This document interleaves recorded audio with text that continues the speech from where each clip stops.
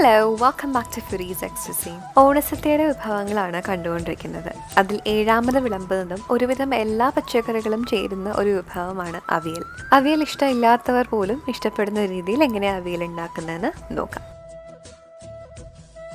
ഏതൊക്കെ വെജിറ്റബിൾസ് ആണ് വേണ്ടതെന്നും അതെങ്ങനെയാണ് കട്ട് ചെയ്യുന്നതെന്നും നോക്കാം. ആദ്യം വെള്ളരിക്ക എടുക്കാം. അതിൻ്റെ സീഡൊക്കെ കളയുക.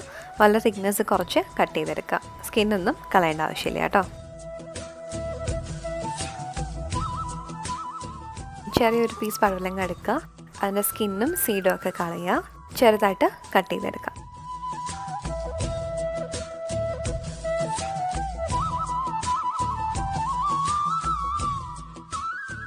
ഒരു ഹാഫ് ക്യാരറ്റ് എടുക്കുക. അതും ഇതുപോലെ ചെറുതായിട്ട് കട്ട് ചെയ്തെടുക്കുക. അപ്പം എല്ലാ പച്ചക്കറിയും ഒരേ സൈസിൽ കട്ട് ചെയ്യാനായിട്ട് നോക്കുക കേട്ടോ. അമരക്ക എടുക്കുക. 4ആയിട്ട് കട്ട് ചെയ്യുക. മുരിങ്ങക്കായും ഒരേ സൈസിൽ കട്ട് ചെയ്യുക. 2ആയിട്ട് സ്പ്ലിറ്റ് ചെയ്യുക.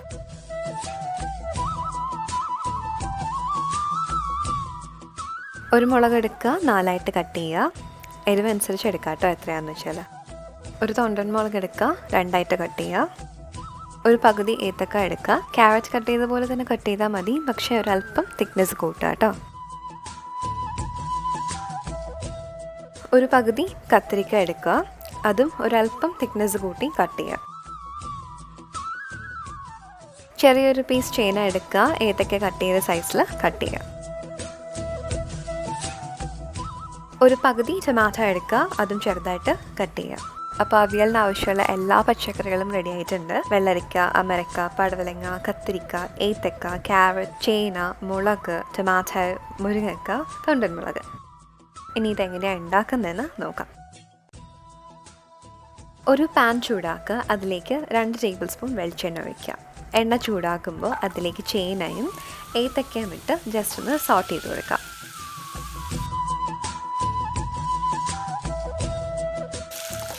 ഏത്തക്കയുടെ കളർ ചെറുതായിട്ട് മാറുമ്പോൾ അതിലേക്ക് ബാക്കി അരിഞ്ഞു വെച്ചിരിക്കുന്ന പച്ചക്കറികൾ കൂടി ആഡ് ചെയ്ത് കൊടുക്കുക.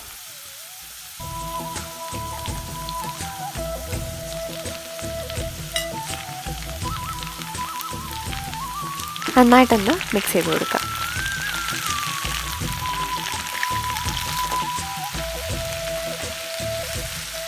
ഇതിലേക്ക് അല്പം മഞ്ഞൾപ്പൊടിയും ആവശ്യത്തിന് ഉപ്പും ചേർത്ത് ഒന്ന് മിക്സ് ചെയ്യുക. ഒരുപാട് മിക്സ് ആകാണ്ട് നോക്കുക.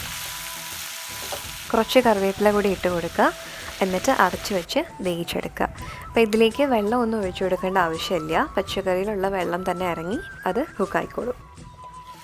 പച്ചക്കറിയൊക്കെ ഓൾമോസ്റ്റ് ഒന്ന് കുക്കായി കഴിയുമ്പോഴത്തേനും അതിലേക്ക് അരിഞ്ഞു വെച്ചിരിക്കുന്ന ടൊമാറ്റോ കൂടി ആഡ് ചെയ്ത് കൊടുക്കുക. അടച്ചു വെച്ച് വേവിക്കുക.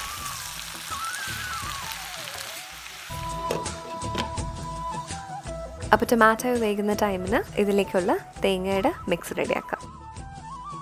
അപ്പോൾ അതിനായിട്ട് അരക്കപ്പ് തേങ്ങ, തുണ്ടൻ മുളക്, പച്ചമുളക്, ജീരകം, മഞ്ഞൾപ്പൊടി, ഒരു നുള്ള മുളക് പൊടി, കറിവേപ്പില, ഇതെല്ലാം കൂടി വെള്ളം ചേർക്കാണ്ട് അരച്ചെടുക്കുക. ഒരുപാട് ഫൈനായി പോകരുത് കേട്ടോ.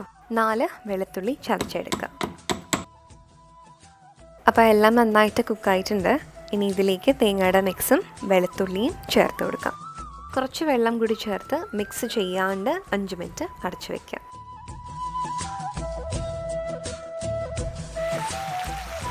തേങ്ങയുടെ മിക്സ് എല്ലായിടത്തും പിടിക്കാൻ വേണ്ടിയിട്ട് ചെറുതായിട്ടൊന്ന് മിക്സ് ചെയ്ത് കൊടുക്കുക.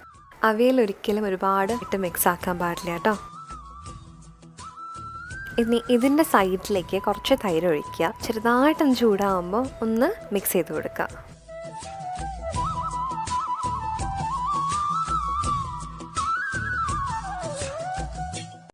അപ്പോൾ ട്രിവാൻഡ്രം സ്റ്റൈൽ അവിയൽ റെഡി ആയിട്ടുണ്ട്. ഇതിലേക്ക് കുറച്ച് വെളിച്ചെണ്ണയും കറിവേപ്പിലയും ഇട്ട് അടച്ചു വയ്ക്കുക.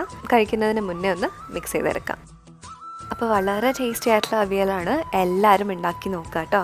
അപ്പോൾ വീഡിയോ ഇഷ്ടപ്പെട്ടാൽ please to subscribe, share, like and comment.